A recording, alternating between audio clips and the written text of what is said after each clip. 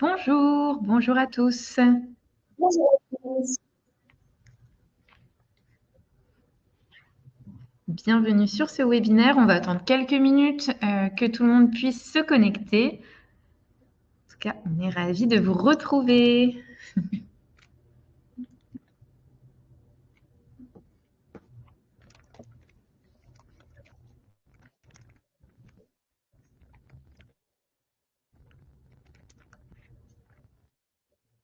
Bonjour, bonjour, bonjour.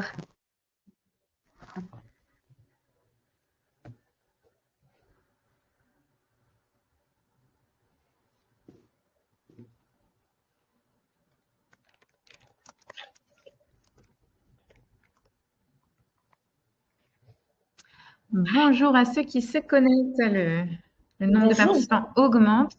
vous êtes nombreux à arriver. De plus en plus à chaque webinaire. On est ravis, c'est super.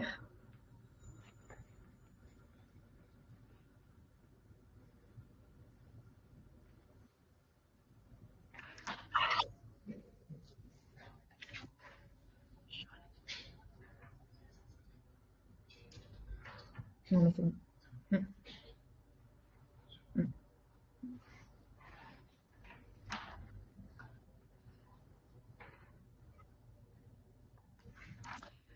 Bonjour à ceux qui se connectent.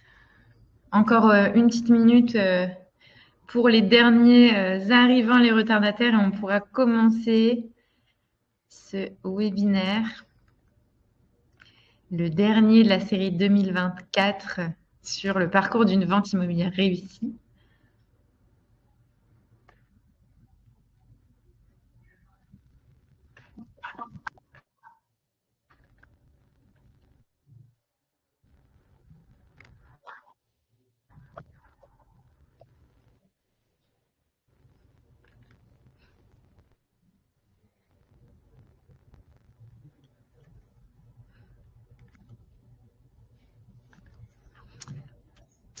Bonjour, bonjour au dernier. On attend encore quelques secondes.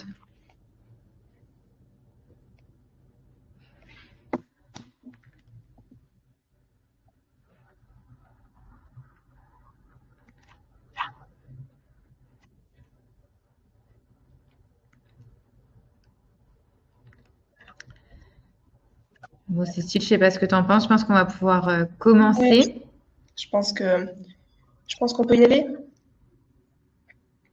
Et puis, les derniers prendront en cours de route. Eh bien, écoutez, bonjour à tous. Nous sommes ravis de vous retrouver aujourd'hui pour ce nouveau webinaire. Ça y est, on arrive à la fin du cycle sur la vente de vos biens immobiliers de A à Z avec ce tout dernier épisode sur la contractualisation. Nous allons donc embarquer ensemble pour la dernière partie de ce voyage. C'est parti.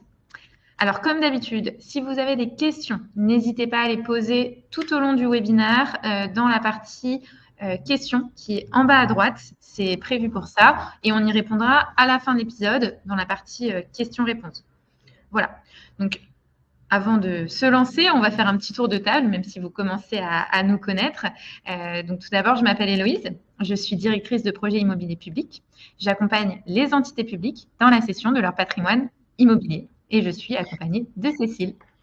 Bonjour à tous, je suis Cécile et mon travail, c'est de déterminer la valeur des biens avant vente ainsi que les enjeux à lever pour une commercialisation optimale et pour permettre des signatures d'actes de vente dans les bonnes conditions. Et c'est d'ailleurs le sujet de cet épisode tout particulièrement. Alors, si vous êtes arrivé jusqu'ici, si vous avez suivi nos 2 premiers épisodes, donc c'est que vous avez fait le choix, si on continue notre épopée, vous avez fait le choix d'une offre et d'un acquéreur. Félicitations.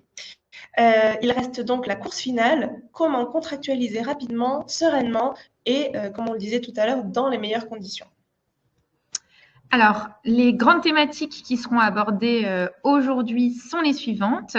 Tout d'abord, une vente juridiquement et politiquement sécurisée. Donc, comment maîtriser les cadres légaux et institutionnels, c'est très important. Ensuite, l'importance des relations entre les parties. Donc, établir des bases solides pour des échanges fluides et constructifs, qui n'est pas à négliger. Et enfin, le cadre temporel. Donc, comment réduire les délais pour sécuriser vos engagements et aboutir rapidement à l'acte définitif finalement. À cette étape de la vente, plusieurs éléments juridiques sont à considérer. Vous êtes soumis aux règles générales de la vente immobilière, mais vos ventes de biens en tant que personne publique présentent des particularités juridiques et institutionnelles qui sont importantes à maîtriser. Ces spécificités s'inscrivent dans un cadre qui est destiné à garantir la transparence, la légalité des actes et la protection des intérêts publics. Donc voici les principaux aspects à prendre en compte. C'est notre première partie. Avant de rentrer dans le détail, un petit rappel des règles générales. Vous le savez peut-être, comme toute vente immobilière, les transactions qui impliquent une collectivité locale ou une personne publique sont soumises aux dispositions du Code civil. La promesse de vente et l'acte de vente, elles doivent être rédigées par un notaire, ce qui garantit la sécurité juridique de l'opération. On reparlera du rôle du notaire un peu plus tard dans cet épisode en détail. Certaines personnes publiques, vous allez nous dire, ont la possibilité sinon de passer par un acte administratif et donc de se dispenser de notaire. C'est possible.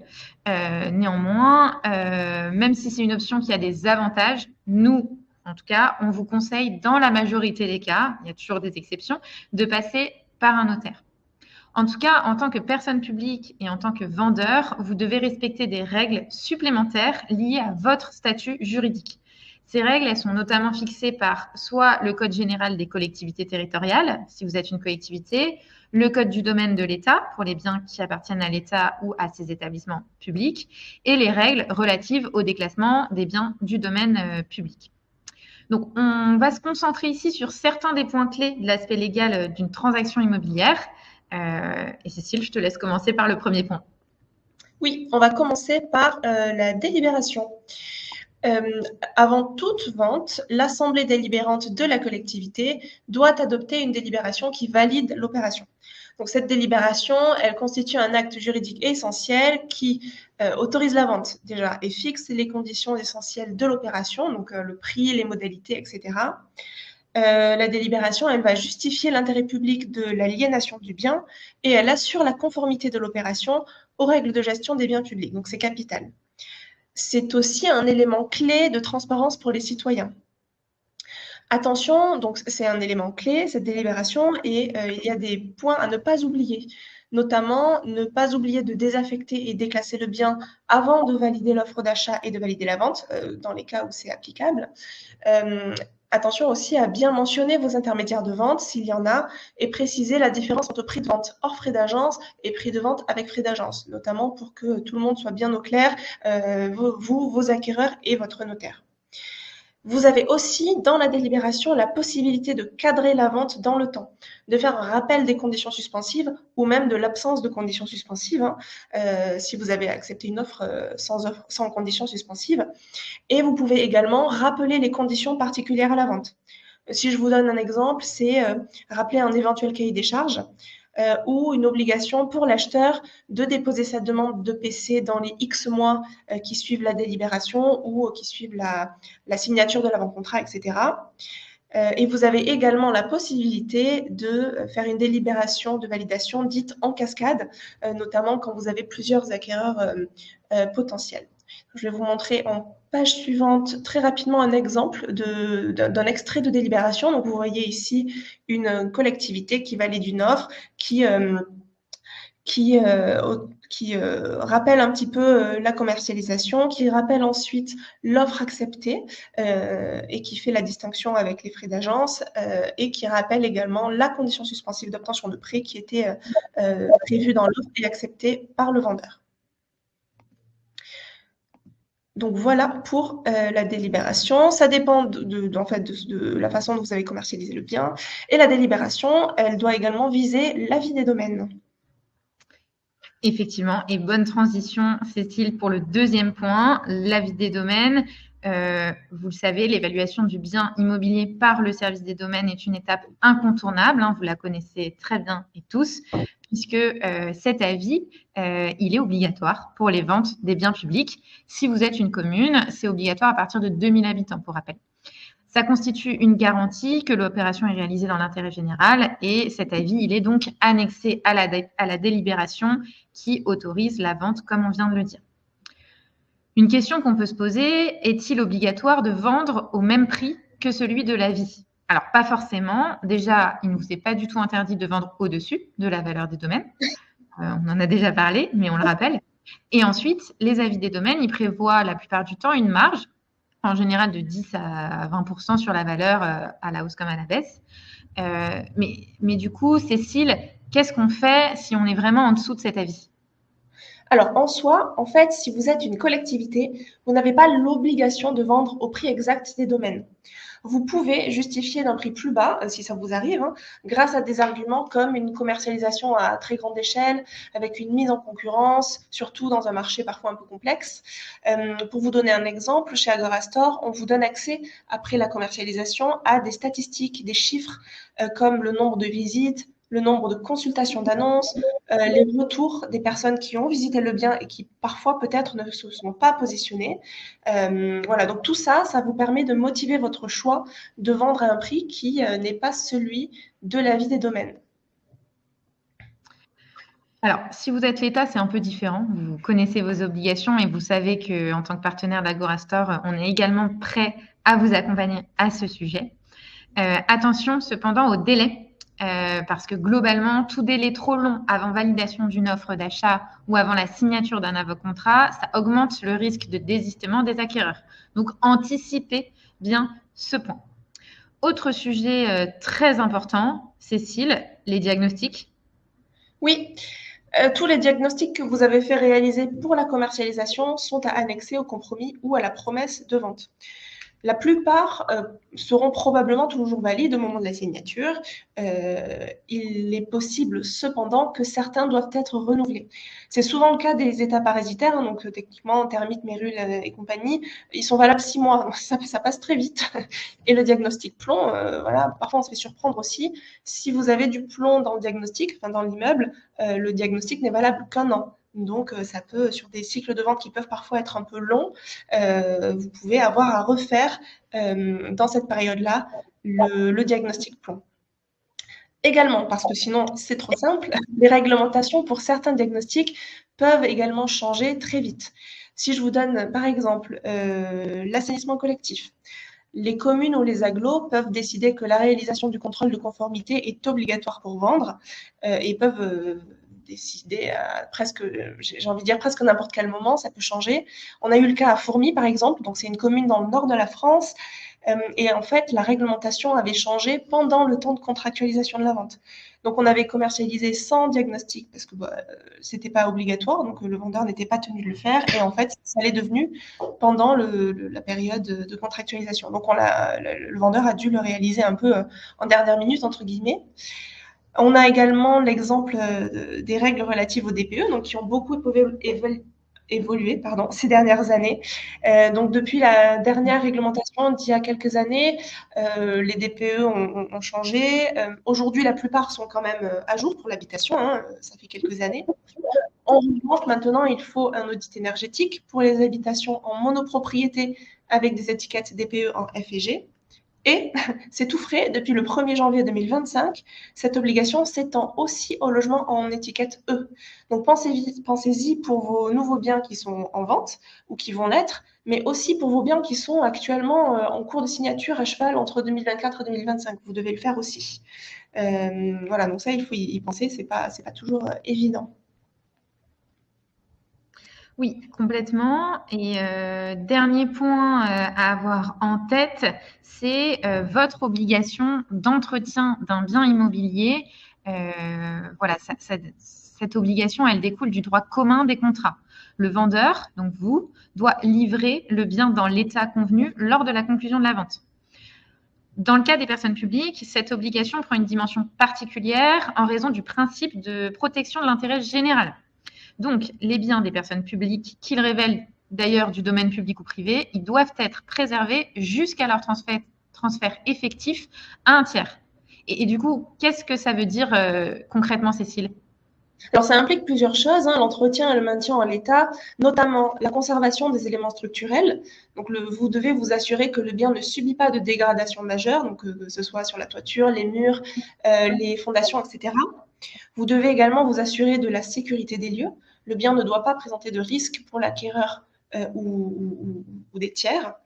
Et le respect des conditions contractuelles. Donc, si le bien est vendu avec des équipements ou des aménagements précis, ceux-ci doivent être maintenus en état de fonctionnement. Voilà, si vous vendez un bien avec un chauffage qui fonctionne ou un garage, un portail électrique qui fonctionne, ils doivent fonctionner au moment de la signature aussi. Cette obligation, donc, elle s'applique jusqu'à la date de transfert de propriété qui correspond à la signature de l'acte authentique chez le notaire. Entre la signature de l'avant-contrat et celle de l'acte définitif, vous restez responsable de l'entretien de votre bien. Il y a des risques en cas de non-respect. Héloïse, si tu veux nous en parler un petit peu. Oui, tout à fait.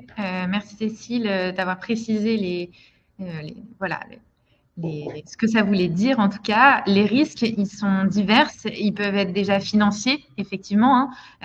Si vous ne conservez pas le bien dans son état, l'acquéreur peut se rétracter, il peut renégocier, il peut demander des prises en charge des travaux. Il y a un risque juridique également qu'il faut avoir en tête. Alors, c'est plus rare, mais on vous le mentionne quand même pour que vous le sachiez.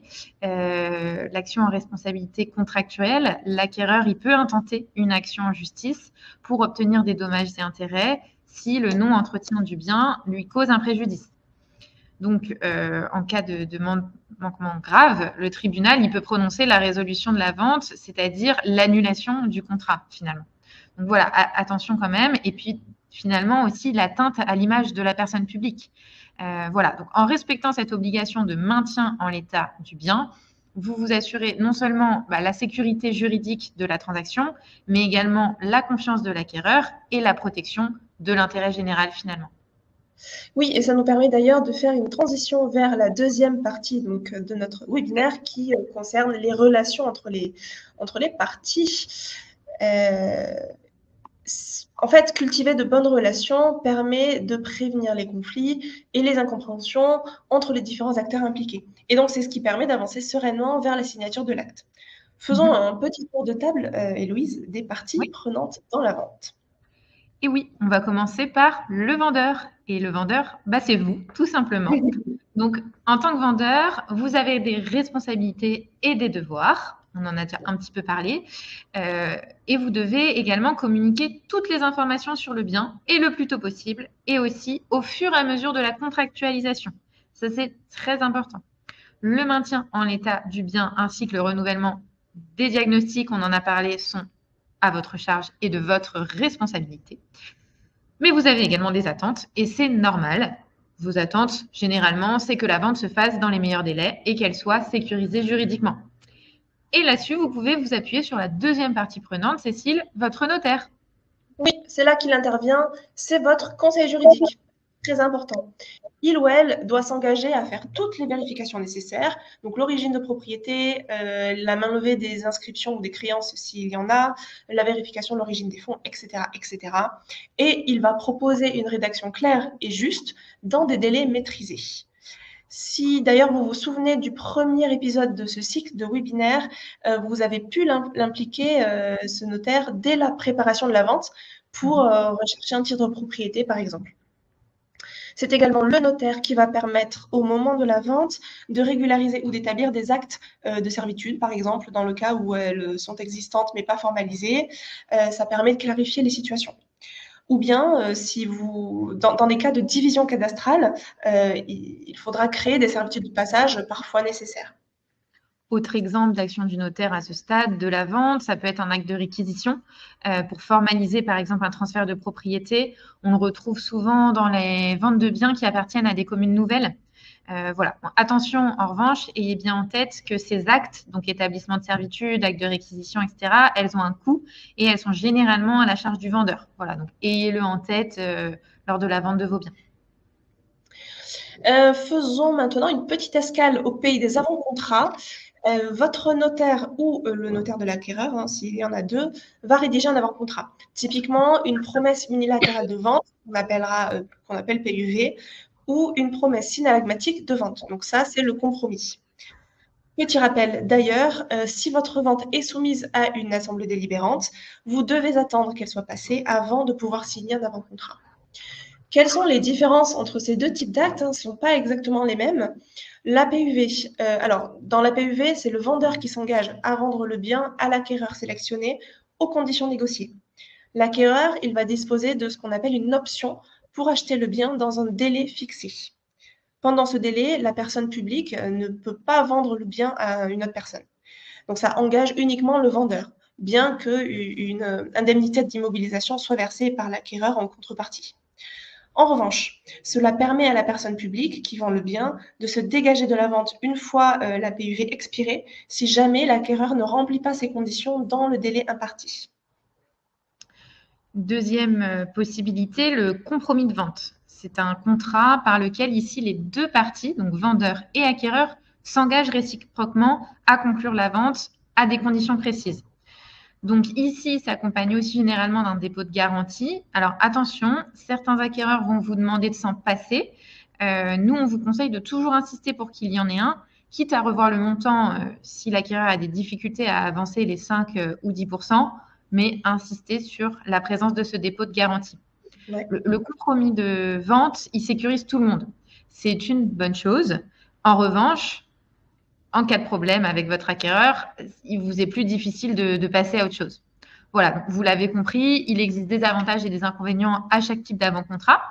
En général, ce sont les notaires qui décident du type d'avant-contrat et il y a d'ailleurs des spécificités et des traditions même géographiques qui peuvent faire pencher la balance d'un côté ou de l'autre. En tout cas, n'hésitez pas, vous pouvez toujours leur demander conseil et exprimer vos besoins ou même vos préférences à ce sujet si vous en avez. Et Cécile, on parle d'avant-contrat, mais quid d'un passage à l'acte direct? Oui, il est parfois plébiscité par une des parties. Et techniquement, c'est possible de se passer d'avant-contrat, surtout dans des cas où il n'y a pas de conditions suspensives, où, par exemple, le financement se fait en fonds propres. Voilà. Et toutes les formalités d'usage, dans ce cas-là, comme les DIA, sont lancées par le notaire dès qu'il est saisi. Pour qu'un passage à l'acte soit possible, par contre, il faut que l'ensemble des parties soient d'accord. Attention, cependant, se passer d'avant-contrat peut certes faire gagner du temps et parfois de l'argent, mais la vente manquera de cadre. Pour vous donner un exemple volontairement pessimiste ici, l'acquéreur pourrait temporiser, il pourrait changer d'avis, renégocier, disparaître dans la nature. Donc, on a vraiment une vente qui est plus incertaine. Et même si on n'envisage pas le pire, vous êtes un peu plus dans le flou jusqu'au moment de la signature de l'acte de vente. C'est donc une option qui est tout à fait possible. Mais attention à bien se poser toutes les questions et à établir un climat de confiance et de communication régulière avec tout le monde. Hyper clair. Merci Cécile. Donc, vous l'avez compris, ce qui est important, c'est de communiquer régulièrement avec votre notaire, finalement. Donc, n'hésitez pas également à lui indiquer dès le départ et tout au long de la vente si vous avez des impératifs de calendrier, notamment pour des raisons de budget, de comptabilité publique.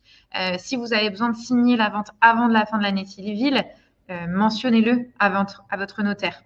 Et enfin, ne l'oubliez pas, vous avez aussi le droit de savoir où en est votre dossier, d'avoir des informations précises sur les démarches en cours. Donc voilà, échanger avec lui. Partie prenante suivante, Cécile? Oui, on va parler de l'acquéreur rapidement, que vous connaissez en général à ce stade. L'acquéreur, il a des droits, mais il a aussi des devoirs. Notamment, il doit prendre connaissance de tous les éléments à sa disposition, notamment les diagnostics.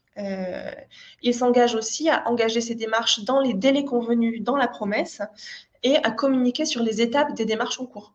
En cas de difficulté, il doit également vous en faire part, notamment si des extensions de délai sont nécessaires, que ce soit pour obtenir un prêt parce que c'est un peu plus difficile ou plus long que prévu, ou parce que pour des raisons d'autorisation d'urbanisme, il doit apporter des éléments d'information supplémentaires ou modifier sa demande auprès des services d'urbanisme. C'est pourquoi une relation de travail en bonne intelligence est importante. Et en cas de difficulté de communication ou d'incompréhension, ça peut arriver, vous pouvez vous faire aider de votre intermédiaire. Bonne transition sur la dernière partie prenante de cette vente, le mandataire. Donc, le mandataire, il vous aide à gérer la transaction en mode projet. C'est lui qui va relancer les parties, qui va contrôler les démarches administratives des deux côtés. Où en sommes-nous par rapport au délai prévu dans la promesse? La demande d'urbanisme a-t-elle été déposée dans les temps, etc. Finalement, ils et on, en tant qu'Agorastore, a un rôle de communicant et de relationnel. Les acquéreurs, ils peuvent parfois avoir des inquiétudes, des doutes, des questions sur le process, ce qui est logique, auquel un mandataire est habilité à répondre. Le mandataire ou l'agent immobilier ou Agorastore doit faire preuve ici d'empathie, de pédagogie, mais parfois aussi de fermeté pour faire respecter le cadre de la vente. Donc, il vous aide finalement en tant que médiateur en cas de besoin. Et d'ailleurs, on a des exemples à vous donner, Cécile? Oui, je vais vous en donner deux. Donc, on a le cas d'une vente entre un établissement public et des acquéreurs qui ont un projet professionnel assez important sur un gros bien immobilier, avec beaucoup de contraintes techniques. Il y avait un cahier des charges côté vendeur. Il y avait également beaucoup d'inquiétudes et un gros investissement financier côté acheteur. Et là, on avait vraiment une communication qui était rompue. La confiance entre les parties n'était pas là. Donc, ce qu'on a fait, c'est qu'on a organisé des réunions de travail. D'un côté, Agorastore et vendeur. De l'autre côté, Agorastore et acheteur. On a fait pas mal d'allers-retours, relever tous les points de désaccord un par un, ligne par ligne, proposer des solutions alternatives, proposer des formulations dans l'acte un petit peu différentes pour arriver à des compromis. Et d'ailleurs, le compromis a pu être signé grâce à ça, et une signature de l'acte est envisagée dans les prochaines semaines. Donc, on a hâte.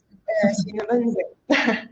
Et le deuxième exemple que je peux vous donner, qui est un petit peu différent, il concerne une grande ville du sud de la France qui avait besoin d'insérer à l'acte des clauses très spécifiques. Notamment, il y avait une clause d'affectation assez lourde. Mais entre eux, ils n'arrivaient pas à s'accorder sur une rédaction, elle n'était pas finalisée. Et d'ailleurs, en fait, le problème, c'est que ça inquiétait beaucoup les acquéreurs sélectionnés qui étaient vraiment dans l'attente. Donc, on a organisé un rendez-vous entre la ville et une étude notariale.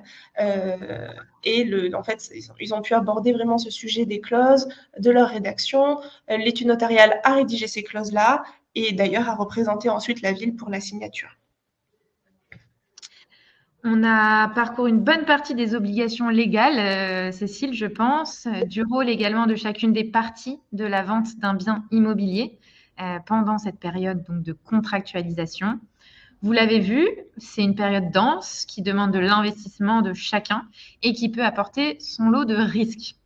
Elle peut s'étendre dans le temps, notamment en cas de difficultés administratives, en cas de conditions suspensives complexes. Et je vous renvoie d'ailleurs à notre épisode précédent pour avoir un peu plus de détails sur ce sujet.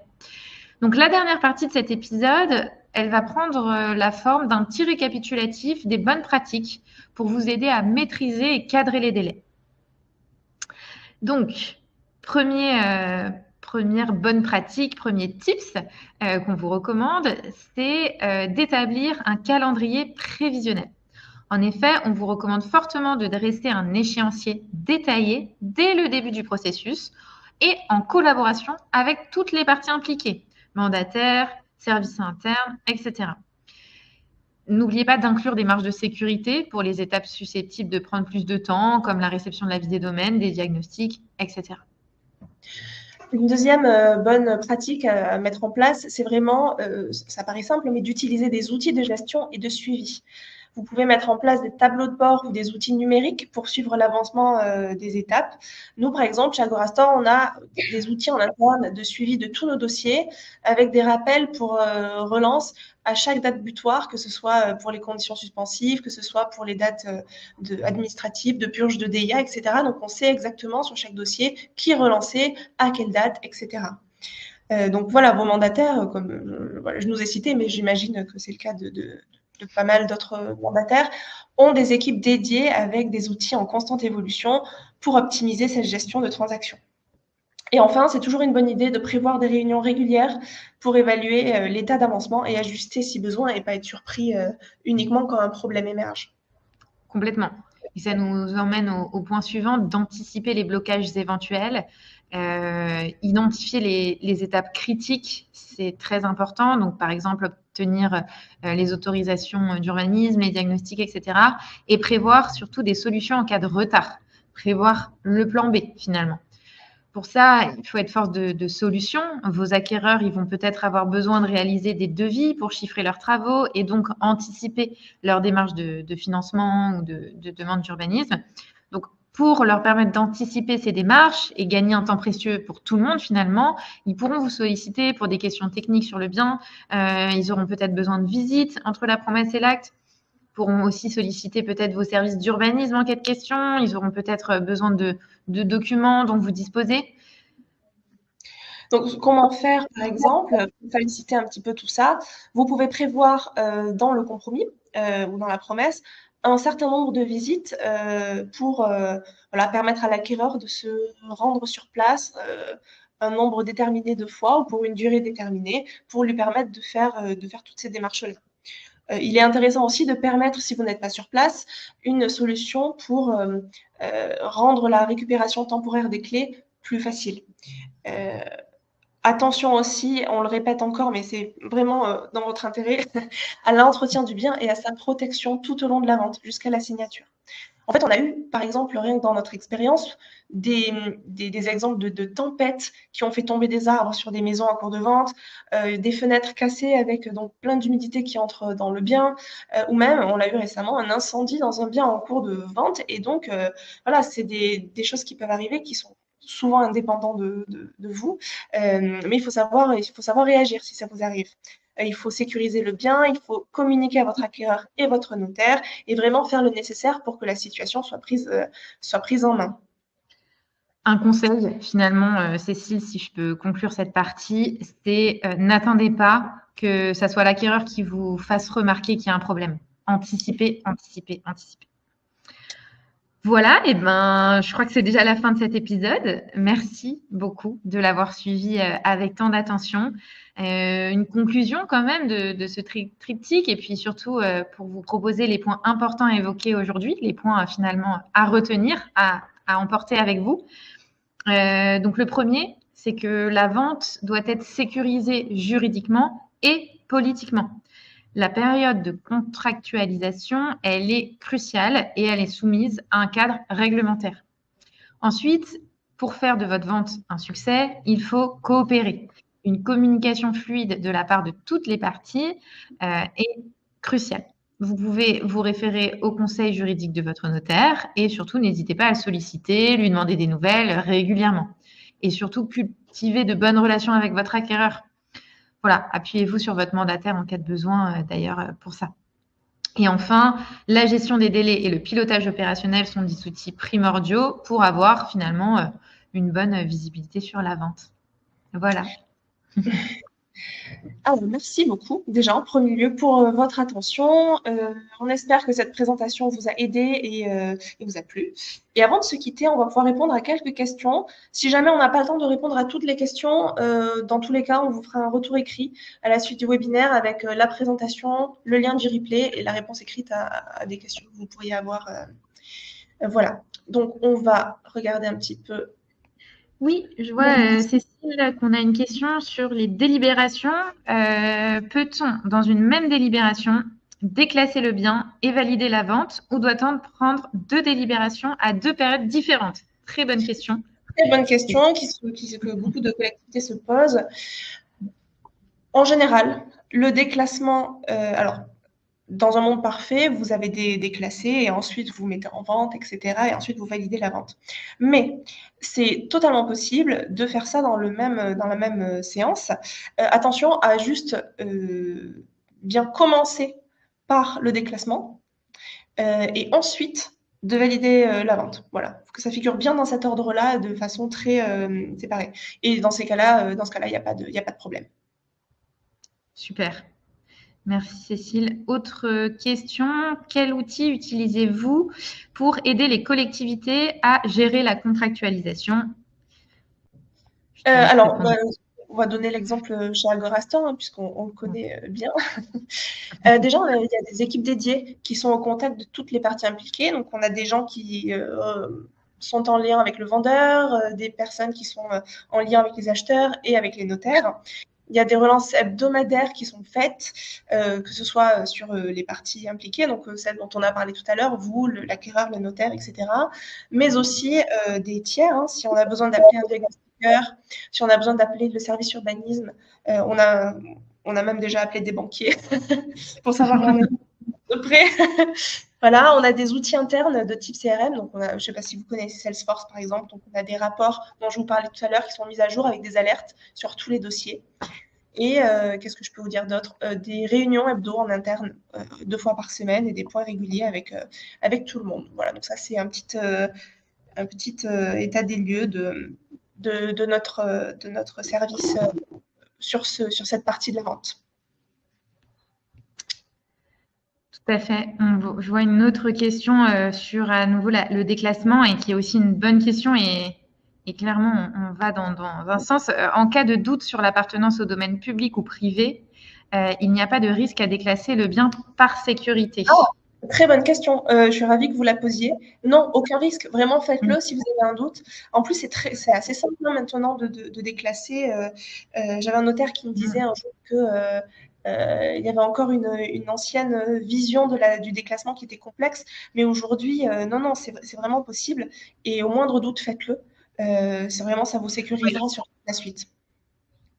Et même d'ailleurs, nous, on dit toujours mieux vaut 2 fois qu'une. Donc, si vous avez un doute, peut-être que ça a déjà été fait, faites-le une seconde fois. Il n'y a pas de risque. En revanche, si vous ne l'avez pas fait, là commence le risque. C'est ça. En fait, déjà, si vous ne retrouvez pas de délibération de déclassement, c'est que peut-être il y a un sujet. Donc, déclassez. Vraiment, vous ne risquez rien. Je vois une question aussi sur l'avis des domaines. Auriez-vous une base légale sur la vente d'un bien à un prix inférieur à l'avis des domaines? Oui, alors, pour rappel, l'avis des domaines, il ne s'impose pas à la collectivité. Ça, c'est vraiment la phrase qui est dans les textes. Alors, par contre, c'est ce qu'on disait, c'est là où on va faire propriété. Si le prix de vente il est différent de l'avis des domaines, vous devez le justifier. Vous devez motiver la décision de vendre en dessous ou surtout en dessous de l'avis des domaines. Et ça, c'est pas un problème. Nous, on est là, en tout cas avec Agrasor, on est là pour vous accompagner. Et d'ailleurs, on sera ravis d'en parler un petit peu plus avec vous parce qu'on a plein de solutions pour vous à ce sujet. Je vois qu'il est déjà 15h08. Je pense que on est bon sur les questions. Ah. Est-ce que vous m'entendez? Ouais, c'est un peu haché, mais je vais conclure si tu veux, comme ça. Mince, une petite coupure, j'en suis navrée. Mais oui, je te laisse conclure. Oui, donc j'ai vu des questions, je pense, sur le support du webinaire. Oui, il sera bien transmis. Vous aurez la présentation et vous aurez la retranscription, enfin la rediffusion. Donc ça, vous pourrez regarder ça. Et voilà. Et ensuite, dernière question que je vois. Avez-vous des exemples de délibération? Oui, vous pouvez nous écrire, envoyez-nous un mail et on vous envoie des modèles. Voilà, on en a plein. Et je pense que voilà, on a répondu à la plupart des questions. Je vous remercie encore une fois. On se retrouvera plus tard dans l'année pour un nouveau cycle de webinaire, thème surprise. Et passez une très bonne journée et puis à très bientôt. Merci beaucoup. Merci à tous. En tout cas, bonne fin de journée. À bientôt.